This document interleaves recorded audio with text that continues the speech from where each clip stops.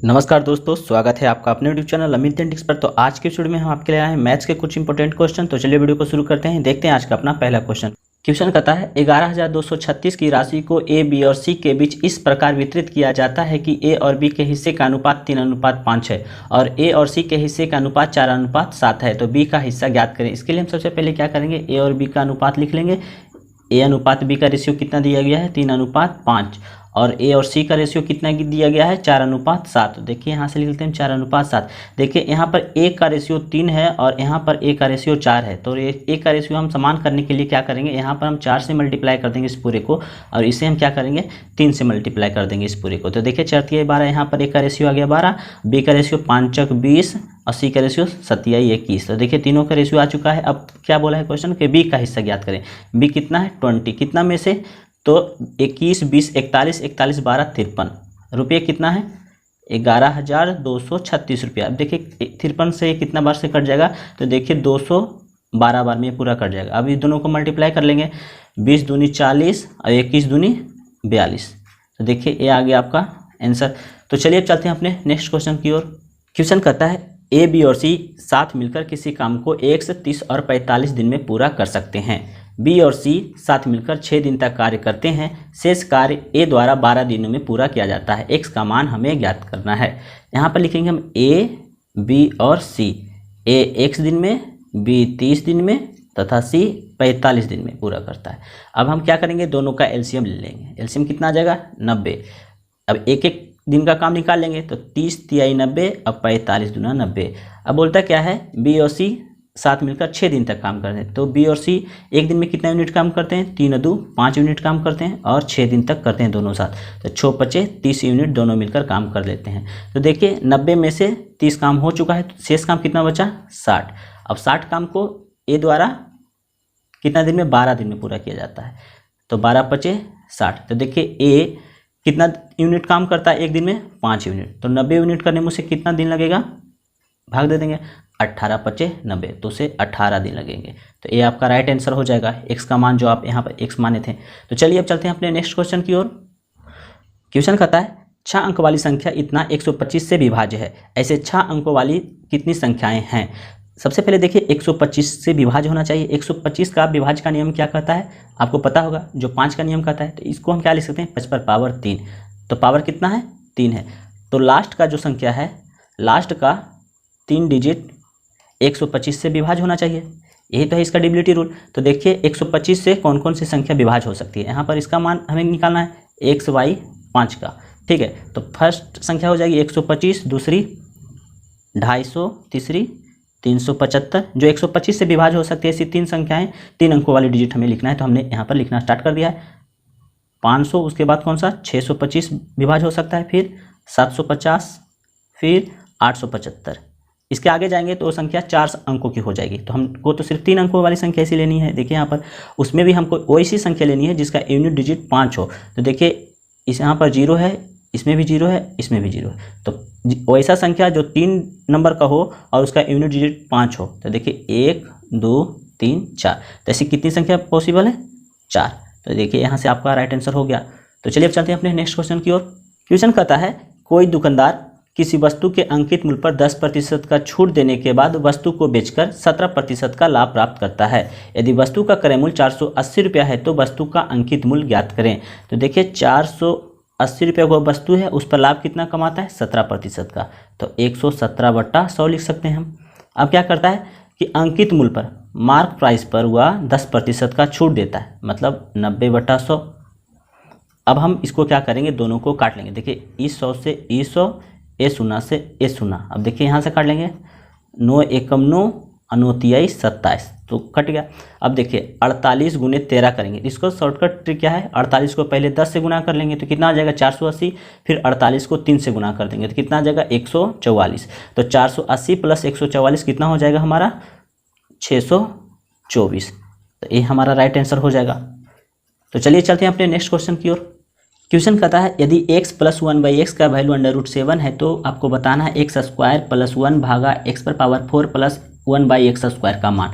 यहाँ से आपको दिया गया है x + 1/x का मान √7।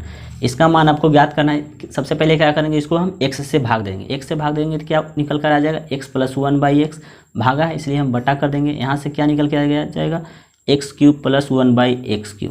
देखिए अब दोनों का वैल्यू लिख देंगे। x प्लस 1/x का वैल्यू आपको दिया है √7। एक्स क्यूब प्लस 1/x³ का मान आपको किस प्रकार से निकालना है आपको पता होगा, गिवन का क्यूब माइनस 3g। गिवन कितना है √7, तो √7 गुने √7 गुने √7 यहाँ से कितना आ जाएगा 7/7, और चूंकि माइनस तो 3 और जी कितना है √7, तो -3/7। तो देखिए अब क्या निकल के यहाँ से आ जाएगा √7 और 7 में से 3 जाएगा तो 4/7। देखिए इस √7 से a/7 चल जाएगा, बचेगा क्या 1/4। ये आपका राइट आंसर हो जाएगा। तो चलिए अब चलते हैं अपने नेक्स्ट क्वेश्चन की ओर। क्वेश्चन कहता है किसी वस्तु की कीमत में प्रत्येक वर्ष 5% की वृद्धि होती है। यदि दूसरे और तीसरे वर्ष के अंत में इसकी कीमत के बीच का अंतर 52 रुपया 50 पैसा है तो पहले वर्ष की समाप्ति पर इसकी कीमत ज्ञात करें। तो देखिए अंतर किसका किसका दिया हुआ है, तीसरी और दूसरी का। यहाँ पर लिख देंगे कोई भी प्राइस है अब 5% के दर पर बढ़ रहा है, तो मतलब ये हो रहा है 21/20। ठीक है, तो ये तीसरी वर्ष माइनस दूसरी वर्ष, तो p गुने 21/20 का होल स्क्वायर। ठीक है, अब क्या करेंगे, दोनों में से कॉमन ले लेंगे। कॉमन कितना आ जाएगा, p गुने 21/20। अब देखिए कॉमन ले लेंगे तो यहाँ से क्या बच जाएगा आपको 21/20 का होल स्क्वायर, तो कितना आ जाएगा 441/400।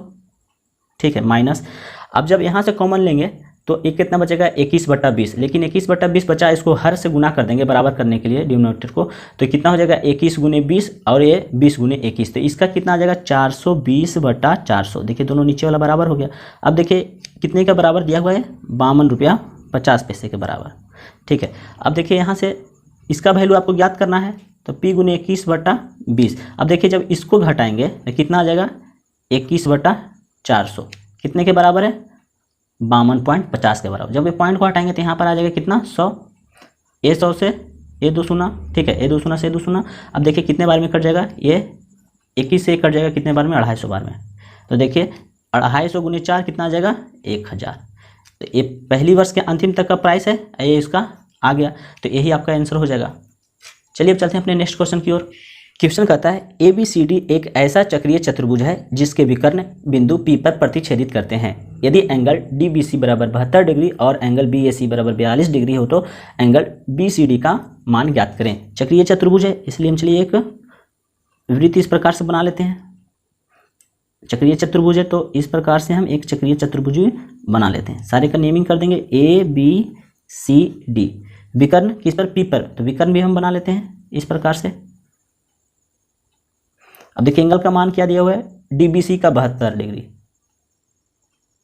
DBC 72 और BAC 42, BAC इसका मान 42 डिग्री। अब आपको पता होगा कि एक कॉर्ड से कोई भी एंगल सर्कमफ्रेंस पर बनता है तो आपस में बराबर होते हैं। तो देखिए इस कॉर्ड से एक एंगल बना हुआ है क्या 72 डिग्री, तो यही कॉर्ड से ए एंगल जो बना हुआ है इसका भी मान क्या हो जाएगा 72 डिग्री।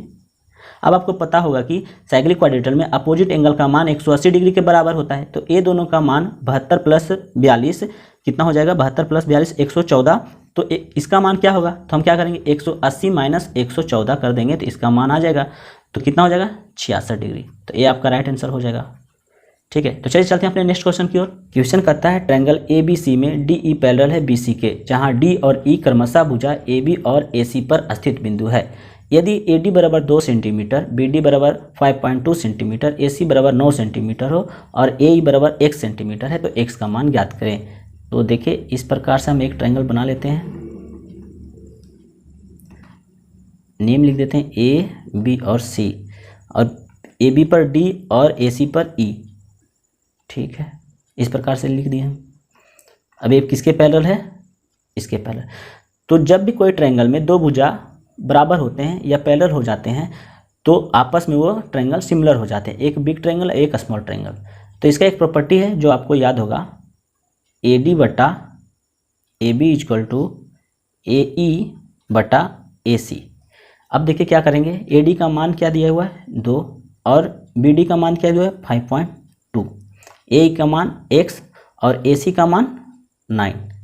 तो देखिए यहाँ से लिख लेते हैं AD का मान 2, AB तो 5.2 + 2 कितना हो जाएगा 2 बराबर ए एक्स और ए सी पूरे का मान 9। या तो आप यहाँ से क्रॉस मल्टीप्लिकेशन कर लें या आप यहीं पर इसे काट लें। देखिए ए यहाँ से जाएगा तो ये बच जाएगा यहाँ 0। अब देखिए इसको काटें, 9 8 72, इसे आप काटेंगे तो ये जाएगा 2 और ये कितना हो जाएगा 0.5। तो यहाँ से आपका x का मान आ गया क्या 2.5। ये आपका राइट आंसर हो जाएगा। तो चलिए अब चलते हैं अपने नेक्स्ट क्वेश्चन की ओर। क्वेश्चन कहता है 65 मीटर 72 मीटर और 97 मीटर भुजा वाले त्रिभुजाकार मैदान का क्षेत्रफल उस आयताकार पार्क के क्षेत्रफल के बराबर है जिसकी भुजाओं का अनुपात 5:13 है। आयताकार पार्क का परिमाप ज्ञात करें। तो देखिए त्रिभुजाकार मैदान का क्षेत्रफल बराबर कितना हो जाएगा 1/2 इंटू बेस इंटू हाइट। ये किसके बराबर है, तो ये बराबर है आयताकार पार्क के बराबर।